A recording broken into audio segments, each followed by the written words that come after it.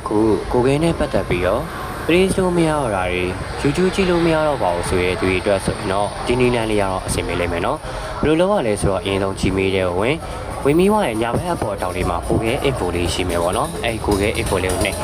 ပြီးသွားရင် manage ဆိုတာကိုခဲ account ဆိုတာလေးတွေ့လိမ့်မယ်ဗျအဲ့ဒါလေးကိုနှိပ်ပြီးသွားရင်ကျွန်တော်ဒီလိုခဏလေးစောင့်ပြီးဒီလိုမျိုးလေးပေါ်လာလိမ့်မယ်ပေါ့နော်ဒီပေါ်လာတဲ့အခါမျိုးကျရင် security ဘက်ကိုတစ်ချက်သွား